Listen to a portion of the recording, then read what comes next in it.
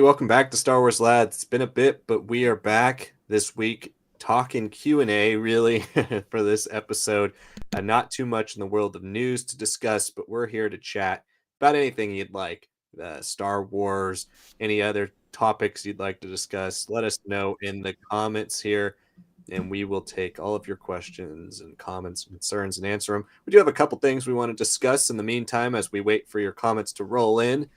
So we will get to those topics, starting with Carl Weathers passing, which is incredibly sad. But we'll talk about a little bit about Carl Weathers' career and what it meant to us, and especially his role as Greef Karga. And we're going to talk about the announcement today that Disney has a new game coming out that is collaborating with Epic Games, the Fortnite creators. And it didn't really say what it was. We're going to talk about it, though. And it looks like there's been some other news stories that have kind of popped up here as right before we started to go live. Nothing too major. So send in those questions. We'll try to get to them as fast as possible. We're going to go for about an hour tonight. Make sure you're sending in all your questions, comments, concerns into the chat, and we will get to them. If you'd like to support us via Super Chat, you're always welcome to do so. Greatly helps out the channel, but that is completely up to you. All right, let's start with Carl Weathers, because unfortunately we lost Carl Weathers last week. Carl Weathers, if you're not familiar with him, he is the actor that played Greef Karga in The Mandalorian. So he is a Star Wars veteran now for 3 seasons of The Mandalorian. Also directed quite a few episodes of The Mandalorian season 2. I know he did 1 in season 2. Did he do more than 1 in season 3? I think it's just episode 4 of season 3. I don't. Yeah. Well, anyway, very talented. Also played Apollo Creed in Rocky, the Rocky franchise, as well as I forgot what his character's name is in Predator, but he's in Predator 2. Pretty outstanding scene. But yeah, so that's Carl Weathers' career. It's very sad to see him go. And obviously, in the practicality standpoint, it's a character that we're going to miss in Greef Karga, but not one that can't necessarily be written out. But overall, I'm just more sad to lose Carl Weathers. Also, Chubbs and Happy Gilmore. I forgot about that one too. Great character. Yeah, he finally has his hand back, right? Yeah. Finally has his hand. He can wave at the end of the movie. You know, at the end of Happy Gilmore will be even more powerful at this point.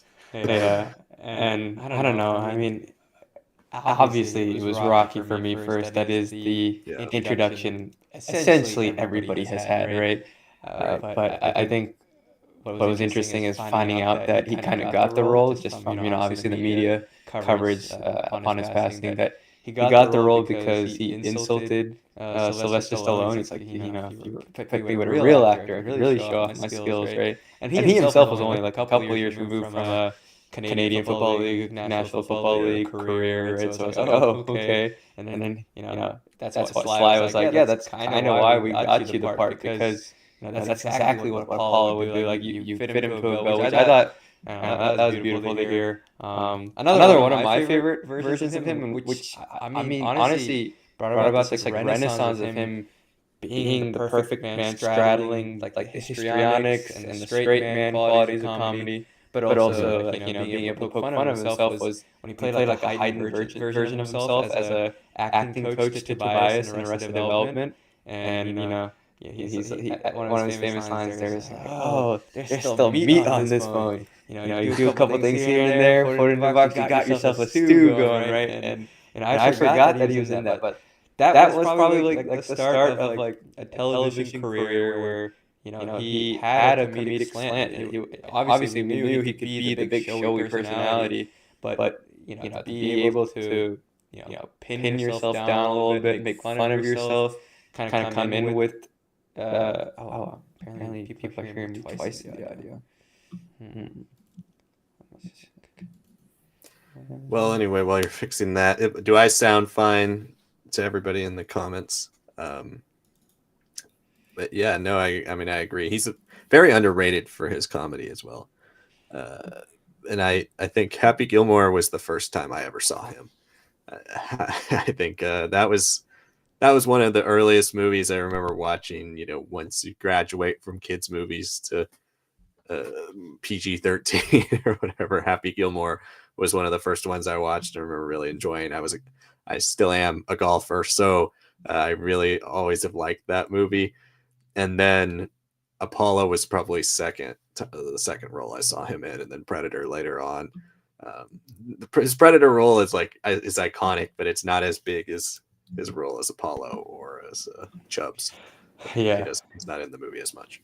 But yeah, Okay, just I think incredible I career. figured out my issue. Hopefully, I sound better. I don't know if you guys in the chat could say anything. When we do this setup, guys, it's like we're connecting three different things together.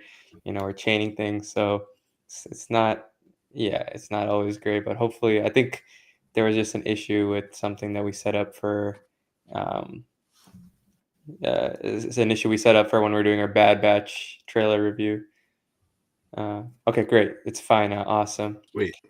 Yes. Okay. Perfect. Well, I will hopefully, I didn't have to say too much there. Hopefully I can clean it up, but if not, it's fine. But it's just sad, right? Like, and I think, obviously some time has passed. I didn't want to think about it immediately, but it is a natural human reaction to be like, okay, well, what happens to his character? Like, what's next for Right. him? And I mean, compared to like, I know there's news right now going around about Gina Carano, but compared to her, uh, his character truly, truly got his own, you know, his own like peaceful ending, right? Like he had that small time arc of like it's always great that Mando goes back to him from enemy to ally, and it's like, oh man, like yeah, I mean, I wish I wanted to see him. And like someone was just saying, like, he's probably getting ready to do the Mandalorian and Grogu, right? Like that could have been like a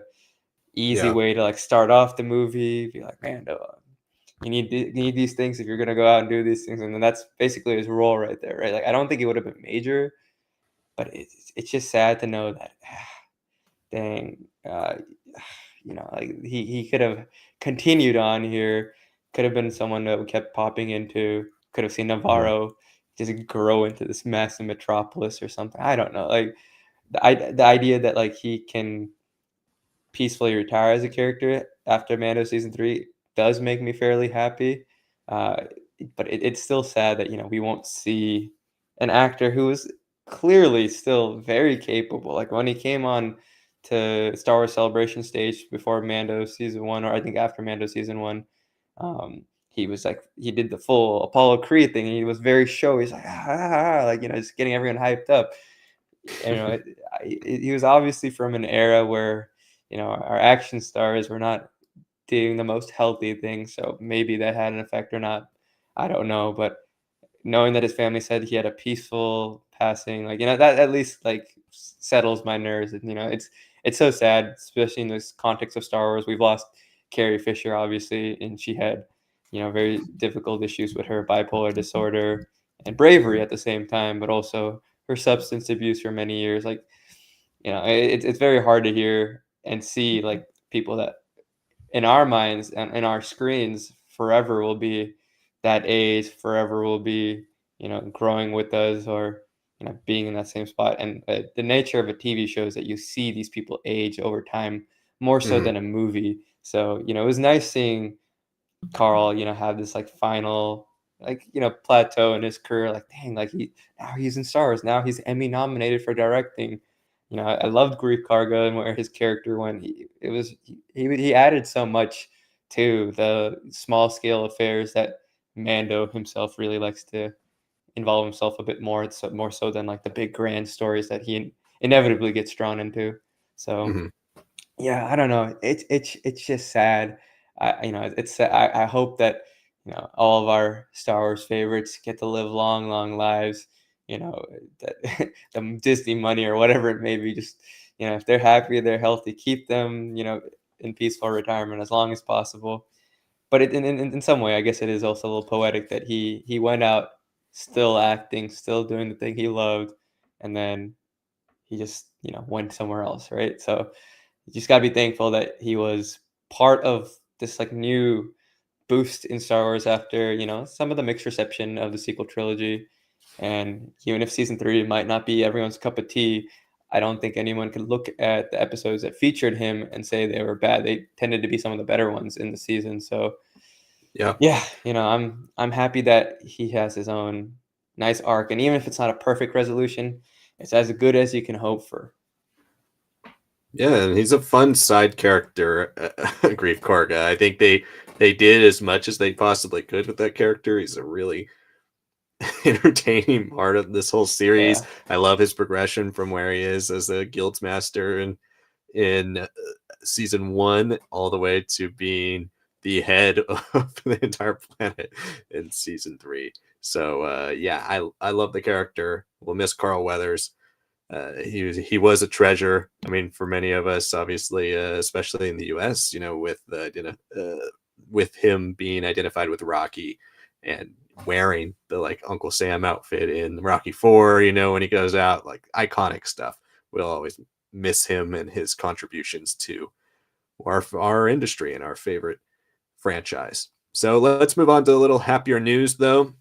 It was announced today. When we decided to do this live, we did not have really much to talk about outside of Carl Weathers, but really in the last few hours, there's been a ton of stuff that have kind of been randomly announced. And the first one starts out with Disney is collaborating with Epic Games on new titles based on Star Wars, Marvel, Avatar, and more Disney properties.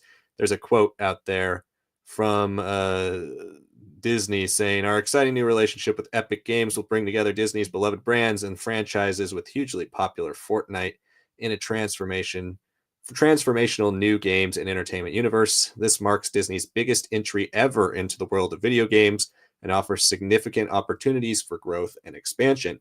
We can't wait for fans to experience the Disney stories and worlds they love in groundbreaking new ways." Then you have a quote from Epic Games CEO saying, "Disney was one of the first companies to believe in our potential of bringing their worlds together with ours in Fortnite, and they used the Unreal Engine across their portfolio. Now we're collaborating on something entirely new to build a persistent, open, and interoperable ecosystem that will bring together the Disney and Fortnite communities."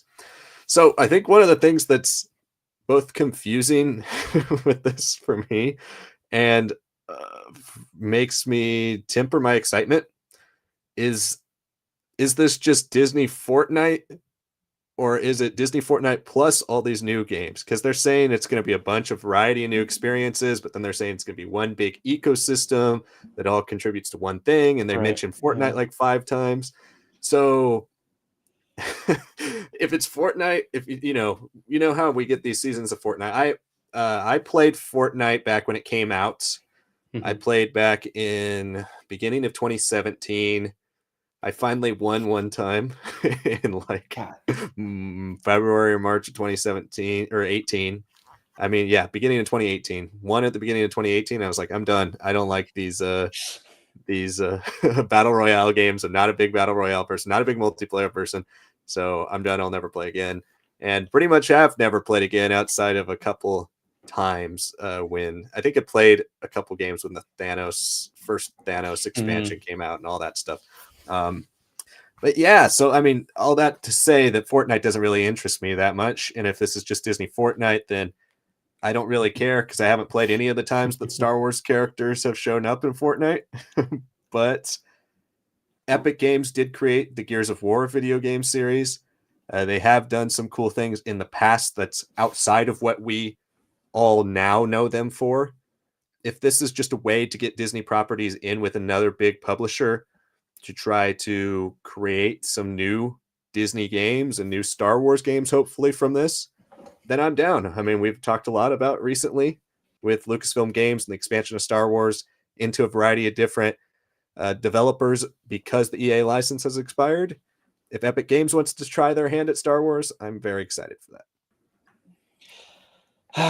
Yeah, I mean, I've looked into it. I think this new thing that Fortnite is sort of doing is that there's like worlds, kind of like if you look at the Fortnite map, they're kind of splitting it up so where each world is like its own hub and has its own modes. Like there's a Lego one that's currently Mhm. happening too, and it has its like own like challenges and like racing and stuff like that. So I'm assuming like yeah, it'll be the continuation of like Fortnite having skins of every possible franchise and Yeah. collaboration.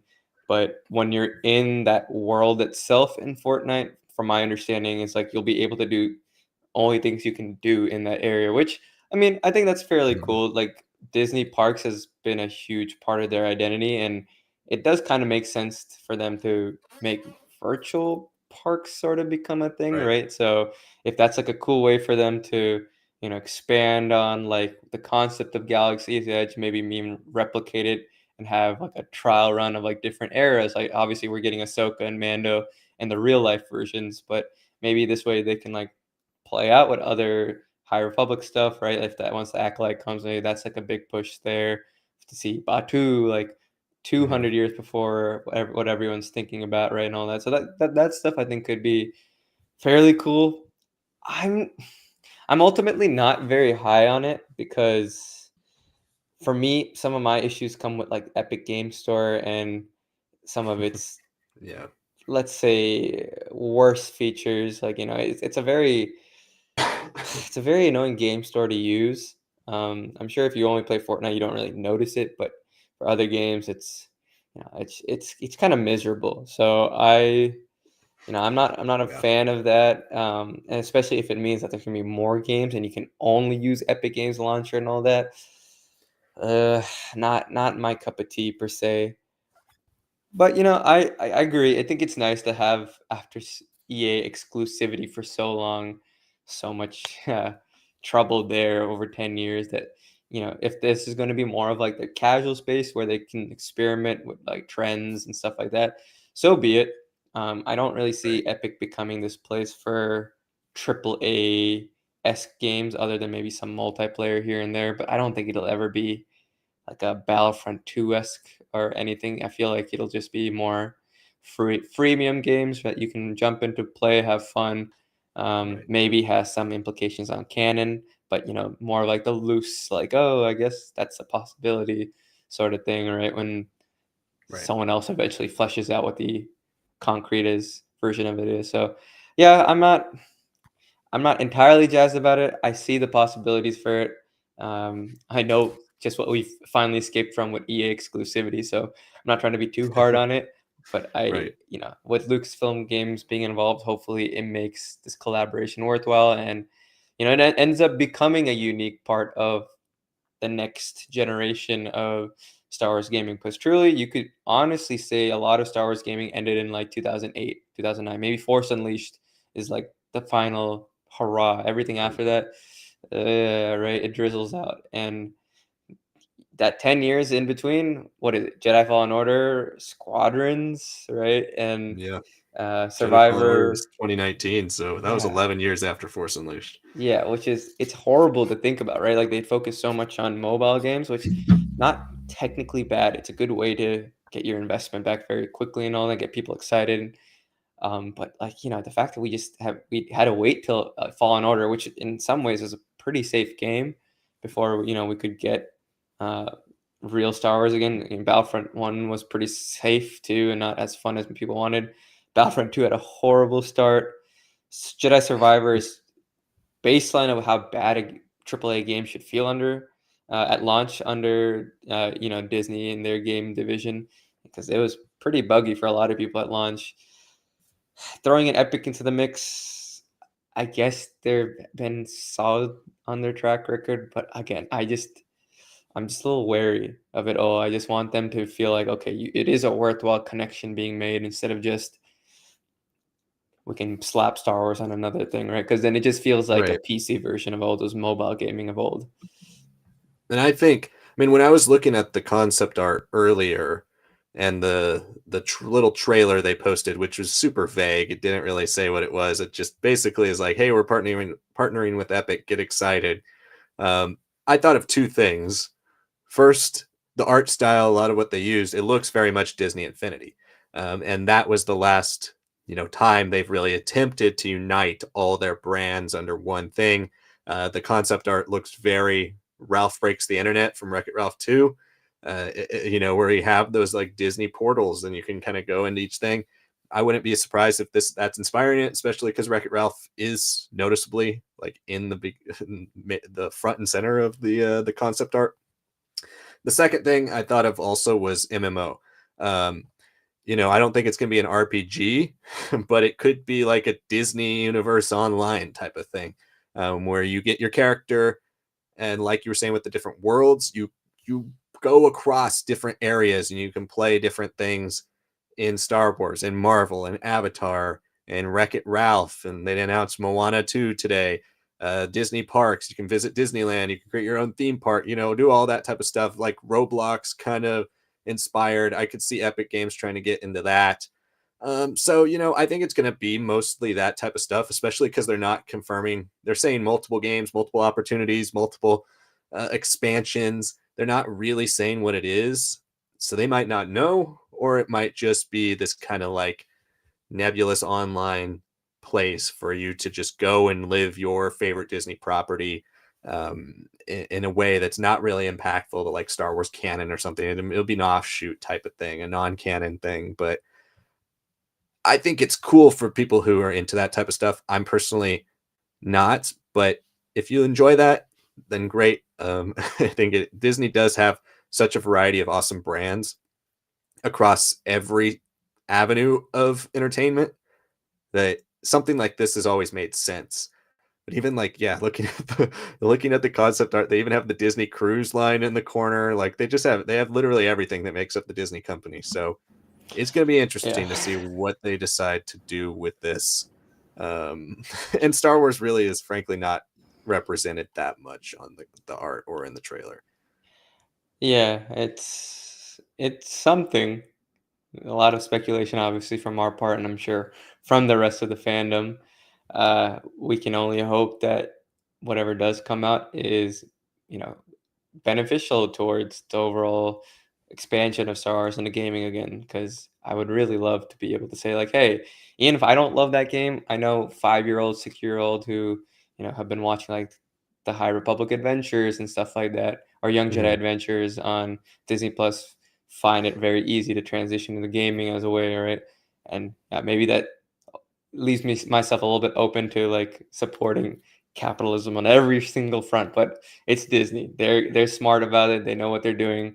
They've been around for basically almost 100 years now, so Right. they're not around this long without having major successes and understanding what people like and want. So as long as it's well done, I'll be happy. I just don't want it to feel like a massive investment, but ultimately feeling as meaningless as a lot of these mobile games that get, Right. retired after a couple of years. If you're interested in seeing what Star Wars mobile games have been retired, there was a new episode of the history of the Star Wars franchise, where every Star Wars story ever released from 2014 to 2016, and there are plenty of games that came out in those 3-year span that eventually got shut down. But yeah, anyway, I mean, the best we can hope for, right? Epic Games returning to its roots, going with Gears of War to create a third-person cover shooter for Star Wars. Probably not, though. All right, we'll start getting to your questions right now. Keep sending them in. Again, we're going to go about an hour total on this video, so you have about 40 minutes ish to send in more questions. If we hit a stalemate here, get a little slowed down with some of the questions. We do have a couple things, news stories we could talk about, like Bob Iger confirming Mandalorian and Grogu is supposed to come out in 26. We kind of all figured that. But yeah, let's dive into the questions here. We'll start from the top. UperDB says we're losing too many Star Wars gems. Yeah, we are. There's been a lot of our elder statesmen in this universe have passed in the last 7-8 years. Yeah. But we're still going strong with it. We still got Harrison Ford and Mark Hamill, Ian McDiarmid. Knock on wood, they stick Knocking around on for a wood long currently time. as we speak. James Earl Jones, he's like Yeah. 90. So yeah. I mean, and But he's an example of someone who had like a perfect retirement, right? Like you might question like the ethics of AI Reese feature being used to make his voice like it was in the Obi-Wan Kenobi show versus a softer voice that he had in Rogue One that doesn't really feel like Prime Vader in some moments of the dialogue. But he got to have a say and let it be like, okay, yeah, I'm done, I'm giving you rights. I let the character live on past me, but knowing that my family was always gonna have some connection to it. I think that's a great way to like retire from the franchise, right? Make an appearance here and there if he wants to, but that's an excellent way to go out. Yeah, absolutely. John Mitchell says, I think 2026 could be a historic year for Star Wars. 25 could be the year where the hype starts. I think it could be. Hopefully, it is in terms of the film, The Mandalorian, Grogu, and whatever else ends up coming out that year actually creates a space for Star Wars where people are excited about it again. I think, especially in theaters, we need the hype around it. So hopefully that returns in 26. I think 25 is going to be. I mean, the trailers or whatever comes out that year could get us hyped, but I think it's going to be about the standard year for Star Wars here. We're going to have the closeout of the High Republic, which will be pretty cool, Phase 3, and then we'll have what Andor Season 2 might possibly be next year, and then we have I don't know, what else do we have next year? Maybe some other things.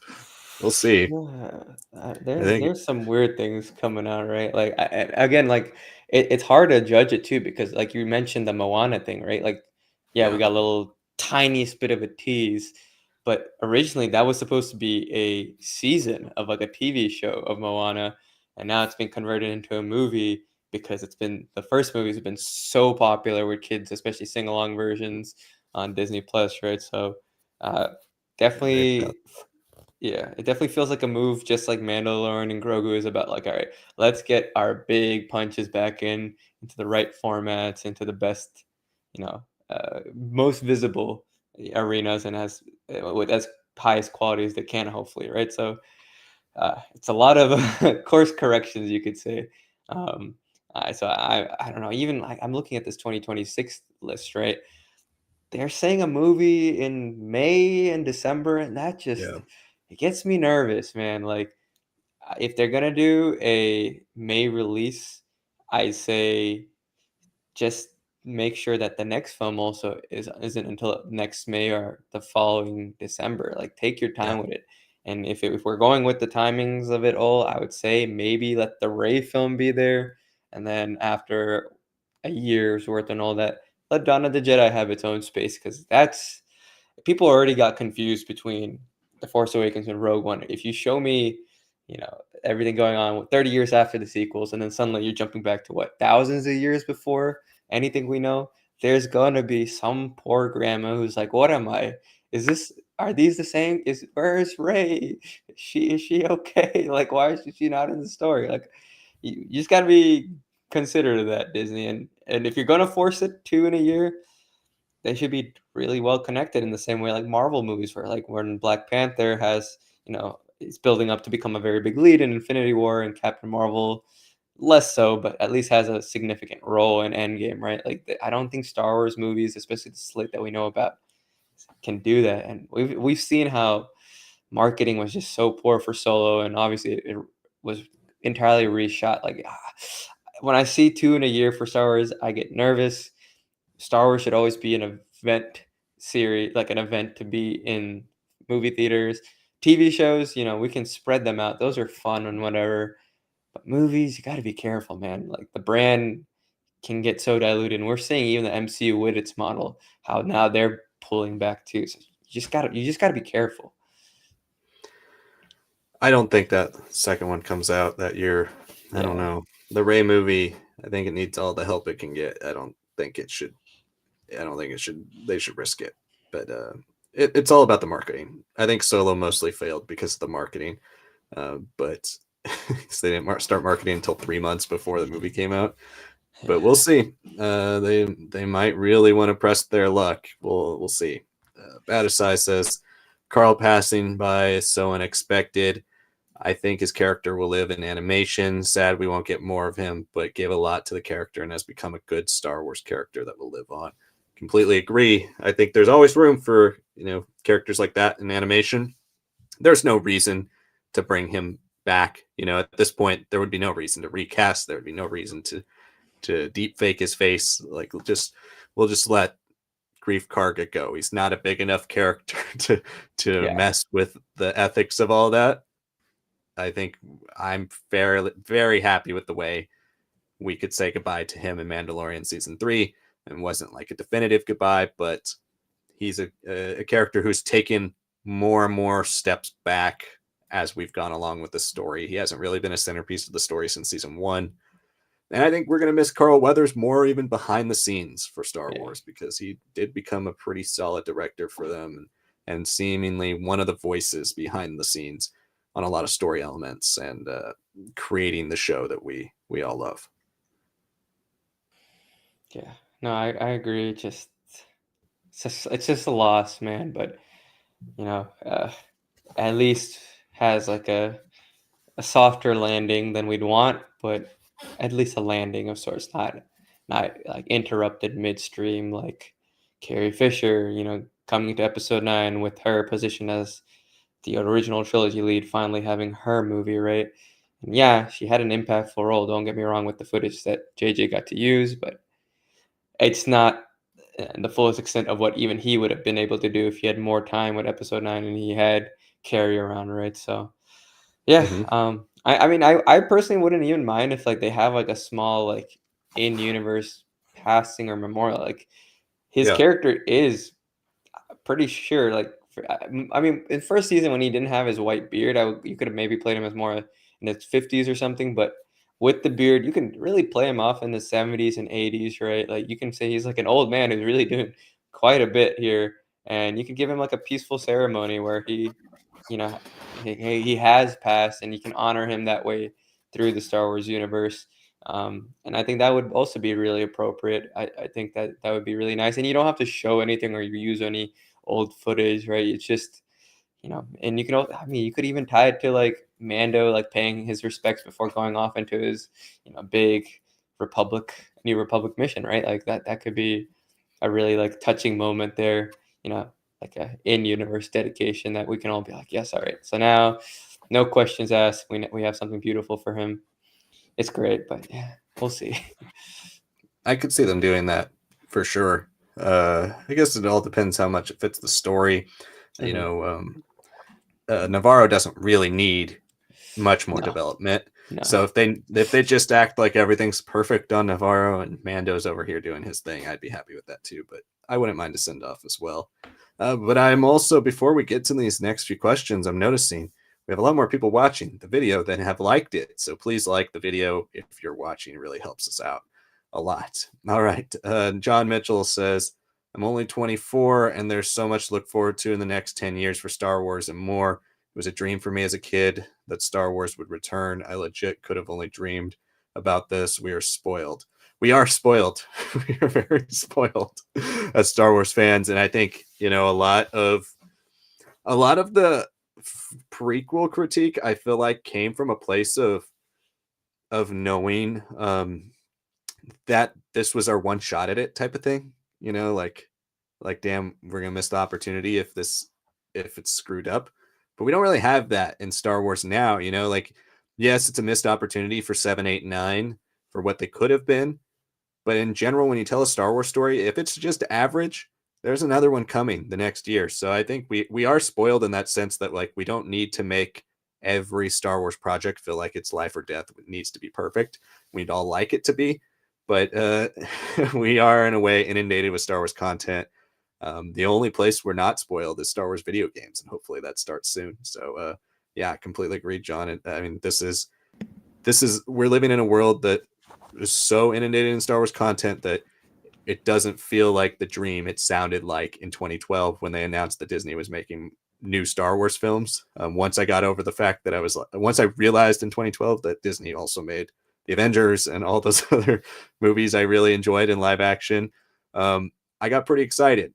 At first I was like, oh, they make animated movies. But yeah, we're really lucky to be living in the time right now where we get Star Wars TV, Star Wars film, Star Wars animation, Star Wars games, Star Wars books, Star Wars comics every day, basically. It really helps our channel, but you won't hear us say that ever, right? No, it's lovely. And I mean, I always like to point out, Star Wars is one of the franchises where it's not like retconning per se, like comic book, like, oh, this character died, but really they were alive, or that was not them, someone just disguised as him who died, right? Like that kind of happens in Star Wars, but usually the sort of retconning that we get in Star Wars, usually, mind you, is the stuff that really makes the story that is already there stronger, right? By introducing new characters, plots, filling out details that weren't really well touched upon. We can say we love the prequels, and I'll say the world building of the prequels to this day is the best of all the three trilogies. But as far as character motivations and development and all that, you can say you got it from the film, and yes, it's there. But the real meat of the bone on the bones comes from the Clone Wars. If you watch that, knowing that knowledge of just like just how powerful and effective that show was for us as kids growing up, and eventually the adults who, if they weren't already watching, did start watching, yeah, like that made that whole story so much stronger, right? In the same way, I'm confident that it'll be very interesting. I think the way that New Jedi Order has been positioned, it almost feels like the sequel trilogy will be the big explosion, literally the awakening of this era, right? Like the Force Awakens, and then New Jedi Order will be like the next step. Like they could truly make Rey have, especially with the characters, the actors all being quite young still, right? You could truly have them for another generation of stories past this, 10, 15-year jump that we're getting, do another, and then maybe if they want to do 10, 11, 12 there, you can then have it be a send-off and be like, this is the little Rey, New Jedi Order, Finn, Poe, like they dominate 30, 40 years in the same way that obviously the original trilogy characters will, but we actually get to see way more of them in live action with movies and maybe some miniseries or something like that. So yeah, I feel like the sequel era will not be defined by the trilogy in the same way as the other trilogies have defined their eras, right? And all these shows, Filoni being so good at connecting lore and pieces, but a lot more voices involved and 30 years being fleshed out. In 10 years, man, like if there's already been like a strong foundation from books like Bloodline and all that, in 10 years, we're gonna be looking back at the first decade of the 30 years and be like, wow, a lot more of what's happening in the sequels makes a lot more sense, feels stronger. So it's a privilege to be in a franchise that is always trying to better itself, right? It doesn't mean it necessarily always succeeds, but there is an effort from the creators to listen to the fans who are well intentioned, not the ones that are just there to scream and shout for no reason just because they're upset, right? Um, and then you can grow that franchise and evolve it further and make that story that is there feel so much richer and worthwhile of an investment. And even if this era ends up becoming something that's a lot harder to get into because there's just so much more, you can start picking and choosing, right? You can have your little Mando era, you can have your third decade before where maybe Luke fights Snoke or whatever, or maybe Mara Jade has more of a role there or something. Like, you know there's so many possibilities. I'm excited. It's a privilege. We're happy for it. Still, games are pretty bad, so let's pick it up. All right, like, I'm happy what we're getting the last couple years, but that first 10 years, man, it was rough. Terrible. Batasai says, I think Greef in season 3 kind of completed an arc for him, a good ruler for Navarro, a friend of Mandalorian. We are so fortunate to have him. Yeah, completely agree. Yeah. I think leaving off where we were in season 3 is plenty. I'm just going to miss somebody yelling, hey, Mando, every time. I do a little wavy thing. Yeah, he has some great lines. Season 1 is definitely peak Greef Karga, but Yeah, he's awesome throughout the whole thing. Uper D says, when the Bad Batch ends on May the 4th, or when the Bad Batch ends, May the 4th is like a 1 week after. Do you think we get Tales of the Jedi season 2 May 4th, and perhaps a new Clone Wars art style show announced at the Bad Batch finale? I don't think I don't want to say. I'll never say never. But I don't know if they would like waste Tales of the Jedi a week after the Bad Batch. Like I feel like that would be too close for the same type of thing, unless it was a little mini arc that tagged the Bad Batch, something like that. Maybe an epilogue to the Bad Batch. Maybe it'd be awesome, a Quinlan Voss Tales of the Jedi story that maybe ties into Ventress's story in the Bad Batch season 3, something like that, maybe. But I don't know. I feel like Tales is too big, too well liked, too well known to just drop it right after another animation thing has ended. we'll see. I think they'll do something for May the 4th. So maybe we'll get the Acolyte announced to start around then. Maybe we'll get, I don't know. They did a couple of years ago. Remember when they did the random like sounds of the galaxy Yeah, and just a yeah, bunch something of of little that level maybe. yeah, I feel like it's gonna be something like that, and they'll put something out. But maybe an announcement would be cool. I think we can't discount any type of announcement, but I don't know if a new show will come out that day if it's only a week after. Yeah, I mean, I mean, I wouldn't mind it if it has like a very important plot to like background information on the acolyte, like maybe like a way of like adapting some events of the first three phases that are important to like Vernestra Rowe because she's going to be a character in the acolyte, or that could be something really cool to see there, right? And maybe span some new story as like a final chapter in the way that the Dooku episodes were kind of done and the Soko episodes were kind of done. Um, but I don't know.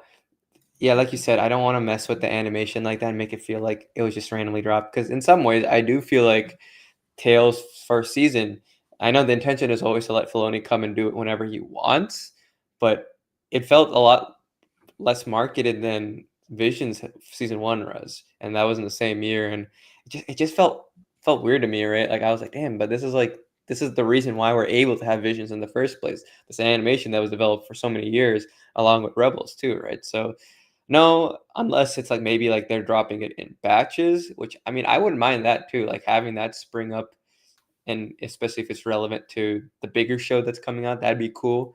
But no, I think and overall, I just think it needs its own time. It just it doesn't if it's being smushed in there. Yes, May the 4th is a holiday for us, but it's really not that big of a holiday for the average person in the world, right? So it needs its time, it needs its marketing. So if you want to drop something in there randomly, just you can do like the whole droid story with C3PO that's been announced years ago, right? But that could be something that could be cool enough to like get everyone's attention, but not necessarily need like massive marketing the same way an animated TV show still does need. Uber Uber ETB, I struggle with your name every time. Says no, they'll have every Disney IP to create new. Yeah, they're Yeah, collaborating. They bought a stake in Epic Games. We were just saying yeah, like the way the announcement was made, they heavily plugged Fortnite. And so it yeah, was just like, what is this? It is this stake just a stake in Fortnite with Disney, a Disney skin, or is this an full investment into completely new games? Like Fortnite Disney is not a new game; it's just a spin-off. Like I think a completely new game, and like you're saying a little bit below, a completely new game would be if Epic decided to make Battlefront 3, which I don't right. know. I think they can because EA. Yeah, I don't think they own anything to do with Battlefront because Pandemic made it before Battlefront. So Disney should own that name. They should be able to. They probably have to change a little bit of the way it looks and stuff from Battlefront 2. But yeah, it's a possibility. Epic, I don't know if they've ever done anything like that in terms of a massive classic mhm, type of shooter, online multiplayer shooter. Fortnite's very different. I'm sure they have the servers and the power and the ability to do so. But would they want to stray so far from their wheelhouse? I don't know. But I'd love a single player game. I mean, I've never been a massive Gears of War fanatic. I've played all 5 of the games. I never played the spin-off one, but I played the main 5 games, and I always enjoy them. It has great combat, fun shooting mechanics, good team mechanics. Something honestly kind of like Republic Commando reminiscent. If they had third person shooter mechanics in Republic Commando, you get team tactics. You can tell people where to cover. You need people to revive you. It came out a year after Republic Commando 2, the first Gears of War. So I'd love them to go back and do something like that. I mean, when we think of third person combat shooters or cover shooters, we obviously think of 1313, which never happened. Maybe we could get that. Something like that would be really cool. That would get me way more excited than just looking like they're piling into Fortnite. yeah. I mean, it definitely was like a way for people to immediately recognize it, right? Um, Yeah. yeah, I mean, you're not wrong. Uber TV, like, yes, they have a stake. There can be tons of new games. But like we said at the start, we want these games to feel worthwhile. We don't want them to feel like you have to only have Epic Games Launcher on your PC. It should be something that's as widely available and well supported and developed, right? Because a lot of the games that we think about, especially like multiplayer games, became great after 1 or 2 years. They should, and especially a lot of the games that were already solid to start and then became all-time classics, right? So if you're gonna buy a stake, I think that implies that Disney has a level of like, okay, we're gonna spend a lot of time, have a lot of oversight, make sure this is as great as possible, which is great. Especially for Star Wars games that are lacking, right, and have had a history of being so influential in the gaming world. I'd love to have Star Wars feel like it has that influence again, just like it did back during the KOTOR era. So if we ever get back to that, that'd be awesome, right? Like the original Battlefront era, that'd be awesome. Will it happen? I don't know. Epic has not a mixed, but like a very not that most positive, They have a run outside of stigma. Fortnite. Yeah, they have a stigma. That's the best way of putting it, right? And Yeah. it's up to them to break it, right? And if it means that the stake and Lucasfilm Games being so involved, erases all those issues, excellent. Nothing more we could ask for. Yeah. Yeah, people see them one direction. I mean, nobody really remembers that they made Gears of War. So it's just like Yeah. it's a complete 180 to Fortnite. They just got lucky that Fortnite was such a massive success, and why would you not? You pour all your resources into that if you're making so much money. But yeah, it seems like in general people are either Fortnite players or hate Fortnite. Yeah. And I'm definitely more towards the hate Fortnite. I don't hate the game. I just don't play it. Like I have no desire to play it. So if it's Yeah. something the same way, I don't know if I would be down for that. And if About there's a more say, canon relevant stuff that is like Emperor Palpatine's speech, then I won't be happy, right? Like it should be a yeah, full-fledged game that makes me be like, okay, that's worth an investment. Not like I have to go to this random public square in the game with like 400 other people and find out this is an important part about the movie. Right? Like, no. If anything, if that's a reason to buy the stake to ensure that never happens again, that's all I care about, right? they should have put that in the press release. Be like, yeah, we've worked with Fortnite with revealing such important plot information to our films, such as Palpatine's press release to the Oh my galaxy god. uh, It just that he's sounds returned the in the more Rise of horrible Skywalker. we get past it, it just gets more and more horrible to think about. Like, Yeah, please and give us it's at least like a comic book or something that just is like the real thing. I can't live with the knowledge that Fortnite has some like just like how we have Coca-Cola bottles and all that in Arabish at Galaxy's Edge. yeah, If there's like a Star Wars equivalent of Fortnite, I'm just gonna be like, oh no, man, like please don't do this. it's and then knowing that Poe played Fortnite, so he could find out that Palpatine returned. Oh Um, man. they should have left that scene in the movie. Should Of have left it in the course. movie. Of course. Batasai says, I want to ask, given that you live in the United States, is the social political situation so divided, especially in election year, that stuff with Corona? I don't think we're going to really touch on that. We try to avoid Yeah. anything to do with politics on this channel. But that is to confirm your kind of suspicion. It is to do with the fact that this country is so divided that we don't want to take any form of stand with that. We just want to be a place that unites and has Yeah. fun talking about Star Wars. We don't want to have to dive into any of that stuff. So we're not gonna discuss Gina Carano, but you guys can Yeah. read up on it if you'd like. The only thing I'll say though is that it's really not that big. It's Yeah, just Twitter and social media. There have been dumber, bigger, crazier things that have happened on the internet that have been forgotten within a day. I'm sure this is one of those situations, and it does nothing for us as Star Wars creators, right? Especially positively influenced Star Wars creators. We want to talk about cool story developments. We want to talk about exciting release slates or cool new games and stuff like that. That stuff doesn't matter. Whatever happened to Gina is already in the past for us. Unless she suddenly comes back to the Mandalorian, that's the only right. time we'll ever talk about her. All right. Well, then Batasai also says is an excellent movie for younger or excellent move for younger audiences. I think this is in reference to Epic Games Star Wars designs are strong suit for the brand. Kids will be interested in watching the movies with that, I would say, in a good way to call their attention. Yeah, I think always positive reinforcement with Mhm. especially with video games right now, where Disney kind of pulled the plug, I think, a bit too early. On Disney was always a big presence in the video game world. I mean, since the original Nintendo, Yeah. DuckTales and stuff, there's been big presence from Disney in video games, and they pulled the plug on Disney Interactive pretty early, maybe like 2-3 years before maybe they regret that. Licensing is obviously more lucrative because you don't have to actually pay for people to develop your own games. So I think they preferred and now are trying to kind of get back in. And I think this is a good way for them to continue to reinforce their brands. I think, especially with Fortnite.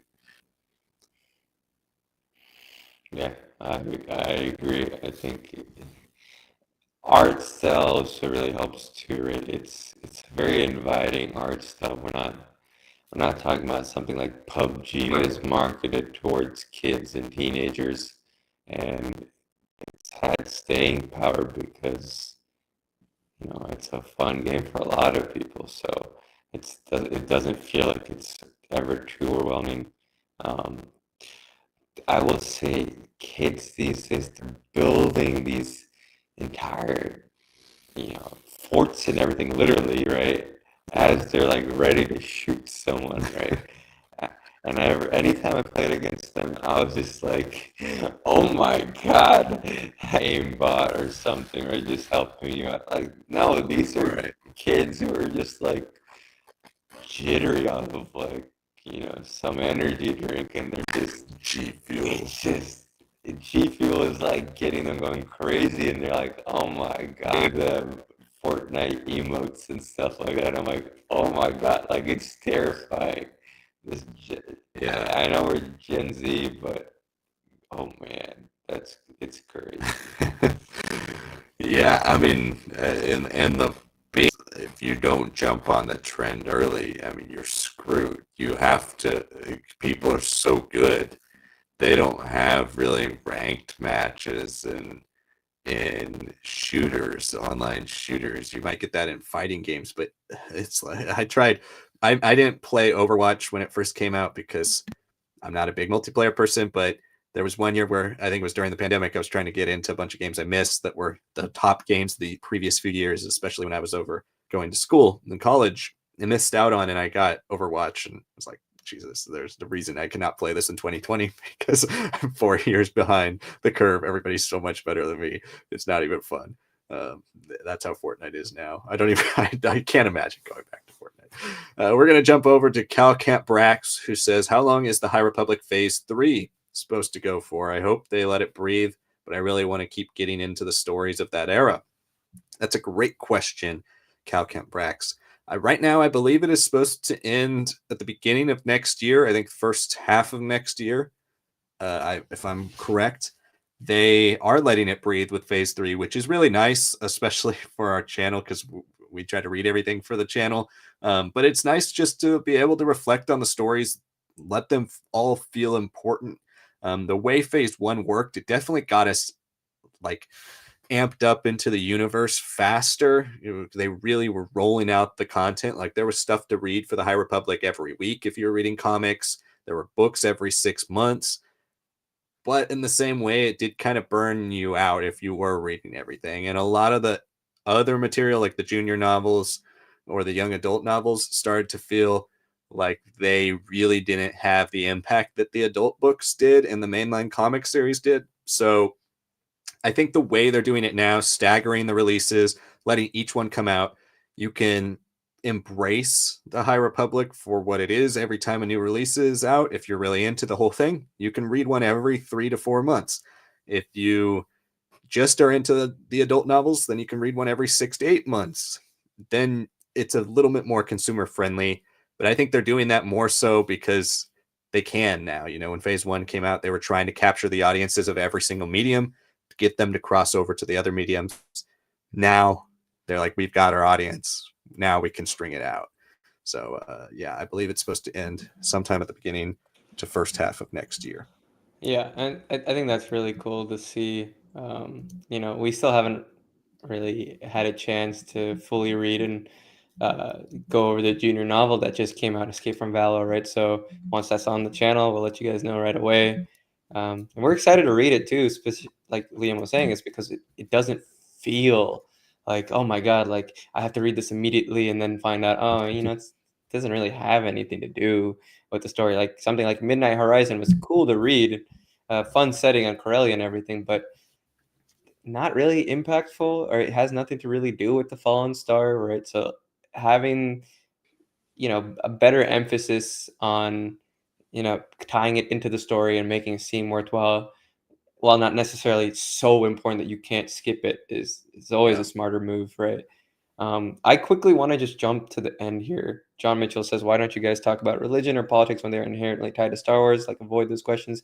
No, John, we've already mentioned this before, I think to you directly. We don't mind talking about Star Wars in universe politics, right? Like, if you want to talk something about like Bloodline, we can talk about the populist and centrist there. And, we can make some connections to real world stuff, but mostly from a historical perspective, right? Like, if we look at Star Wars as it's happening now, a lot of it is very tied to the politics of today, right? And a lot of it is messy, and history always shows that, when you deal with the political reality of the world, oftentimes you only really understand it after like a decade or two has passed. The nice thing about the original trilogy is Lucas can say it's a lot of commentary on the Vietnam War, but a lot of it is very much familiar to World War II storytelling, right? The prequels in their own way are much older too, so they don't have that natural problem that the sequel trilogy has, frankly, being tied to a lot of the real world politics of today. But again, it's just something we don't want to do. We'll talk about things that happen in Star Wars' universe of politics, but in our real world and life, no, that's a separation, that's a boundary that we want. And it's ensured that anybody who can come to this channel can have a respectful conversation about Star Wars, right? We're going to talk about influences without a doubt, but we're not going to talk about the direct, real things that are happening that, frankly, we're not well equipped to just jump into with you guys, right? That's a conversation you can have with your friends, and that's totally cool, right? Tell us about it if you want to, but it's not something with the live stream audience we're comfortable with, or are equipped to do. So you just want to make that clear. If you say, hey, I want to talk about the separatists and their politics and how that could have succeeded in place of the Republic, yeah, we'll talk about that, because that's stuff we can refer to with the shows, with the books, and with some historical connection. But talking about real world stuff, no, we just want to close the door on that. We're not avoiding the question. It's just not something we can honestly do well, and we don't want to do it. Yeah, I'm gonna second that. And that we started this channel to not have to talk about all that stuff. Like this is a channel for everybody to discuss Star Wars. Doesn't matter which side. Like, we really don't care. We want everybody of every side on here. And obviously, and we really appreciate our international viewers too, because that was the point of this whole thing is like, we want people from all over the world here in our community to discuss Star Wars. We will obviously always talk about the politics of the movies themselves, and if there's a political message within the movies, we can talk about that. But we don't want to talk about real world lawsuits and stuff like that. There's no reason to. That has nothing to do with the theme of our channel. And then I noticed a lot of people are saying the audio wasn't working. Seemed like it was a minor stretch. It seems like it's fixed now. That classic robotic problem that's happened quite a few times. So let us know if it happens again, and we will. There's nothing. We haven't been able to figure out that bug. It's just something to do with the way we stream it. But I don't know. Sounds like it was just over kind of a meaningless little conversation about Fortnite. So maybe it's which we're fine with. Yes, and I did a little research I forgot where that last question was. I got to scroll up about the High Republic, Cal Camp Brax, yes. You asked when it ended. There's no official date. I looked up just to make sure I was right on the time. The last 3 books are supposed to come out spring 2025. That's all we have listed now. And they're Trials of the Jedi by Charles Soule, Into the Light by Claudia Gray, and A Valiant Vow by Justina Ireland. So yeah, we got another year to look forward to High Republic Phase 3 content. John Mitchell says Ahsoka Season 2 should be in 2025. It's a strong possibility. Yeah. I think especially because we've already, once they create a season of a TV show, if they're reusing some of this, the designs, the sets, with the volume, they already have the environments a little bit more established and created. They can go into production a lot faster. So I think Season 2, end of 2025, is a pretty strong possibility. You are probably right. Well, I think especially because most of it will be on Peridia. They should be able to get that going real fast. John says strongly disagrees with you on something. I can't remember where we were back then. But we'll hopefully. I think I know it was. I think it was because I was saying Star Wars should feel like in the movies like an event. I want to clarify. Shows can come out. I also don't want us to be flooded, right? Like 2 shows per year and an animated show, and then a movie every year or every 2 years. I think that's like a good cadence, right? And more than anything, you can keep the quality going like crazy and the cadence going like crazy. And if they're both very high, I don't think people have a problem with that. At the peak of the MCU, right? The movies were genuinely very solid all the way throughout, right? So that's what, and yeah, maybe people were a little bit more forgiving then. That's a very fair reality. But, Star Wars, I mean, it's lovely that we get so much these days. Don't get me wrong. But there's something special about, coming back after every 5 to 10 years of like this is the next big thing, right? Whereas, there were still people being like, oh no, I've read the books, now I've seen the Clone Wars, right? You can still appease those fans with the Disney Plus live action and all that. But the movies themselves, if they're going to come out, I want them to feel different, feel large, and have some breathing room. That's all I'm saying. I second that. I would be okay with this movie every 2 years personally, especially now that we have live action shows. But we'll see. Badasai says, yes, I hope the owners and people in charge are always aware of transcendent nature. I'd love to see stories from the Empire POV. I've always thought a movie with that would be cool. An admiral of an Imperial Star Destroyer days after Return of the Jedi, something like The Hunt for Red October, space battles with the Rebellion, etc. Man of Honor, military. Yeah, and those would be awesome stories. I think we'll start to get a little bit more of Thrawn perspective, which will be cool to see. That Imperial side given to more of a main character like an Imperial officer. There's been some great stories post Return of the Jedi surrounding Imperial military. I would love to continue to go into Imperial military, even just the Alphabet Squadron trilogy. There's a lot of Imperial perspective in those books as well, which is something that interesting and different. It's a little heightened, to be very dramatic and like Andor-esque, in which also Imperial perspectives in Andor. But yeah, I would love to see a movie from an Imperial perspective. I mean, I think still I would not be shocked if the Darth Vader movie or series ever comes out, something like that. And you could have maybe the way Darth Vader in the Ghost Prison did it, or the Tarkin novel, or Thrawn Alliances, where you have a sidekick for Vader. Or we're seeing it in the Greg Pak comics right now, where he has Sabe or Ochi. When you have those other Imperial characters witnessing the horrors that are going on around them, but you get to see their perspective. A lot of that stuff would be really cool. So always excited for something Imperial or bad guy focused for sure.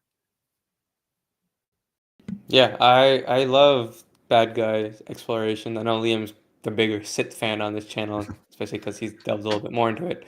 But yeah, no, I mean, I'm always down, especially when you can do inspirations, like I'm saying, where you can bring in the real world influences, just like all other Star Wars media has had, remix it, add your own thing, and make it into a Star Wars story, right? That stuff is cool.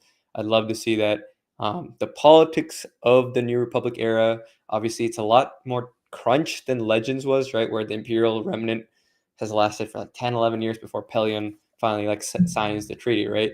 So how canon is going to kind of work around what Aftermath tried to really establish? How are you going to, treat all these imperial groups and more as military juntas as opposed to like big organized efforts? Um, I don't know. I mean, we could also see offshoots of Thrawn when he's eventually defeated. What comes next, right? Like, I don't expect Pelion to die. Honestly, I'd love for him to be a character that sticks around for quite a while, right? He does. I think he's all the way into the Second Galactic Civil War too, right? Like Yep. it's a long period of time for him. So we can have these imperial characters continue to play a role. We can have the more honorable ones have an influence on the centrists in Bloodline, right? But maybe also be their beliefs be twisted, right? Because centrists are people who were like kids growing up and they loved what the empire was for them. But then someone like a Pelion could be like, oh, I lived in it, right? And I've seen the variations of it. I'm saying these things are maybe important. These aren't, right? You can do some crazy cool stories with that, from the more morally gray areas, right? That perspective that we don't always see. Like I'd love to see more CIS stories with the ruling council and all that, but it's only in a couple episodes of the Clone Wars. We've reached an hour mark, so we'll answer like 2 more questions and then we're gonna have to get out of here. If you want to make sure your question gets answered, you're welcome to send a super chat. It helps the channel out tremendously. If not, then we'll be back. We have a couple more ideas for live streams coming here soon. We want to do one surrounding the tier list, which you guys all really enjoy. We are currently reading, especially for the people watching right now, we're currently about to release our episode for Outbound Flight, which was chosen by all of you as Legends Book Club for this month.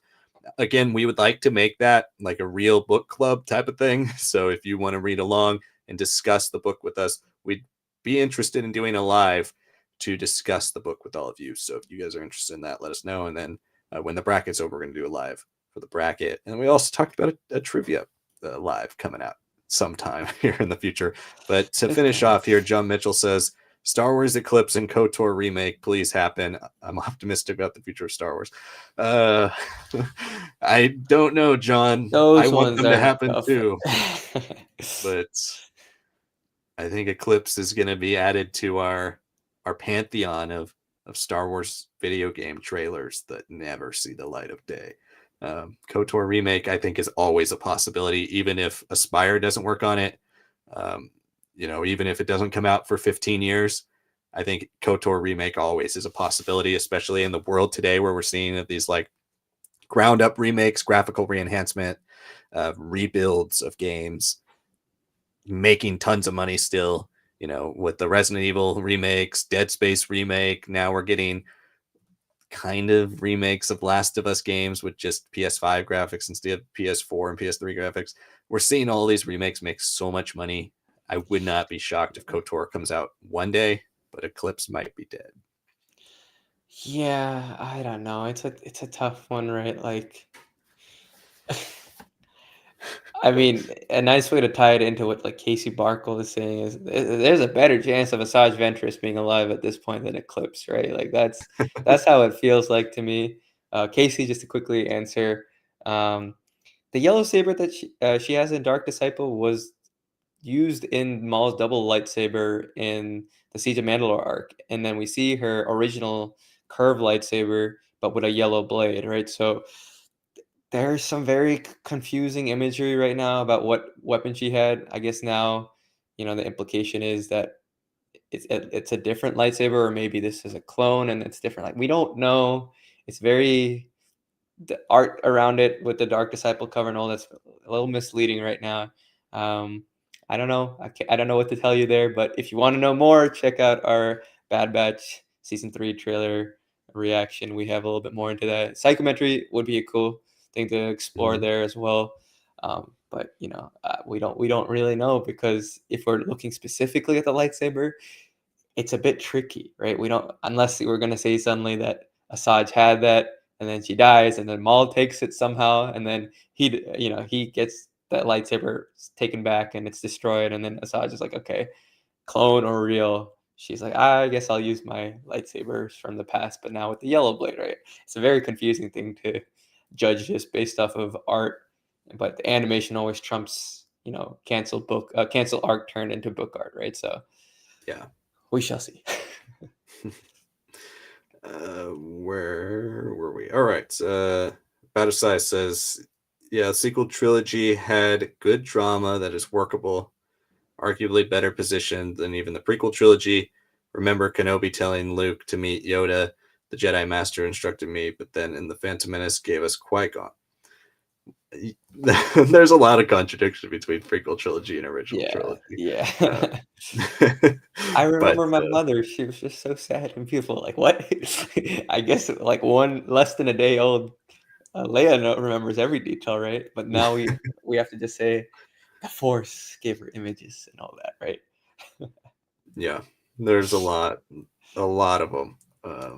But yes, the sequel trilogy, I think one thing that no one ever really went into on the sequel trilogy was people don't like the characters, but nobody really went into like, oh, the acting was horrible, type of thing. Like people never really went after the actors or the filmmaking side of it. It was more about the storytelling and the characters, which is kind of the opposite of the prequel trilogy, where people went more in on the acting or the dialogue or the filmmaking, the overuse of CGI, stuff like that.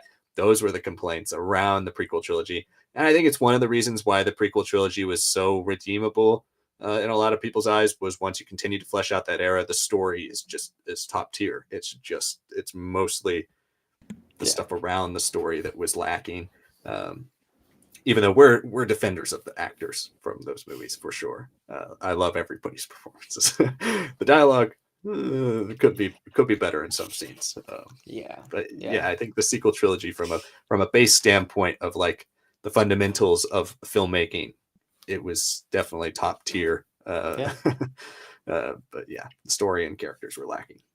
Well, and I'm sure everything we're saying has been surveyed and gotten plenty of online feedback, and they've run through their data and everything, and I'm sure that's informing some of the storytelling that's being told now, or eventually will be told post the Rise of Skywalker to fix the trilogy, right? Because I mean, Adam Driver arguably has some of the best acting that we've ever seen in Star Wars, arguably, right? And but then at the same time, this is maybe the weakest big three, in that they have the second most time outside of Luke, Leia, and Han, right? The prequel big three was quite often quite separated, and Padme is for sure wasted in Revenge of the Sith, right? But then you have Finn with the memes where he just yells Rey, and then Poe becoming less and less, crucial, right?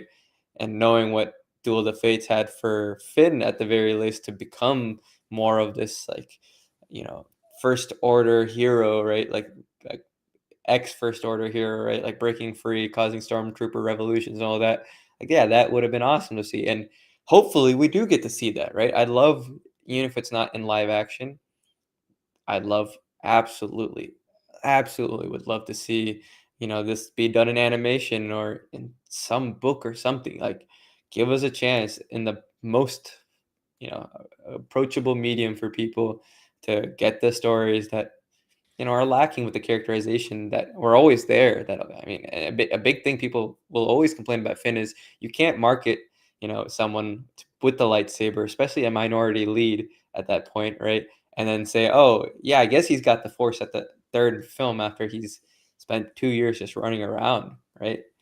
It sucks, right? But again, we're fans, we're optimistic, we're sure that there's going to be story that's going to make these characters feel richer and improve, just like everything has been for this overall world of the original trilogy with comics and books, and with the shows like the Clone Wars and Rebels for the prequel trilogy.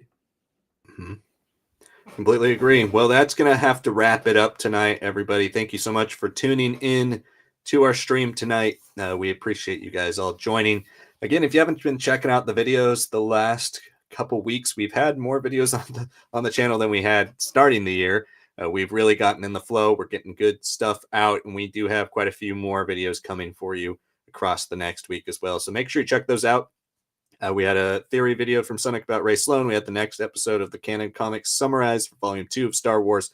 And then we had the next episode of every Star Wars story ever released, covering 2014, 2016, We also have our Outbound Flight Legends book club review coming out for you all soon, as well as our Star Wars characters tier list and a theory video about a topic that I brought up a couple months ago, probably on here, about Sabine and the force sensitivity with the Mandalorians and how that all could work here in the future. So thanks so much for watching. Again, check all that out. Check out the community tab. We have polls going right now about our Legends versus Canon bracket. Obviously, all the characters in that bracket are really good. So those are all tough polls. Make sure you vote, make your voice heard.